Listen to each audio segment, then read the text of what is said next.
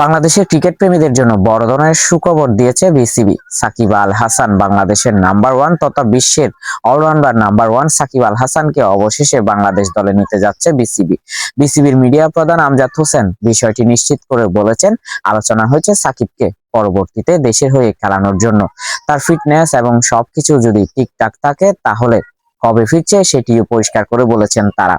আগামী যে পাকিস্তানের সাথে হোম নিজেদের দেশে যে হোম সিরিজ রয়েছে সেখানে সাকিব আল হাসানকে ফেরানোর বিষয়ে ঐক্যমত্যে পৌঁছেছে সবাই, ক্রিকেট প্রেমী থেকে শুরু করে সাকিব লাভারদের জন্য। তাই এটা একটা দারুণ সুখবর, দারুণ স্বাচ্ছন্দ্যের এবং দারুণ ক্রিকেটের জন্য একটা সুখবর বলা চলে।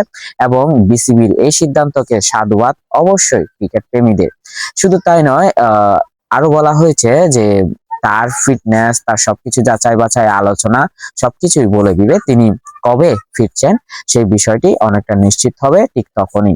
তবে এখন পর্যন্ত সাকিব আল হাসান বিষয়টি নিয়ে পরিষ্কার করে কিছুই বলেনি এবং আমরা তার কথার অথবা তিনি দেশে আসবেন কিনা এমন একটা পরিস্থিতিতে তার উপর ভিত্তি করতেছে।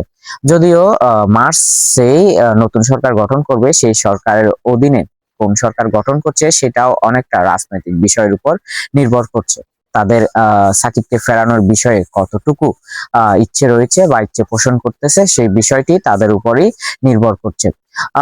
2024 সালে সাউথ আফ্রিকার বিপক্ষে ম্যাচ দিয়েই ঘরের মাঠেই ক্রিকেটকে বিদায় জানাতে চেয়েছিলেন এই ক্রিকেটার লিজেন্ড, কিন্তু রাজনৈতিক টানাপোড়েন এবং রাজনৈতিক কারণে সেটা আর হয়ে ওঠেনি। দীর্ঘদিন ধরে তিনি আমেরিকায় রয়েছেন সস্ত্রীক সপরিবার নিয়ে।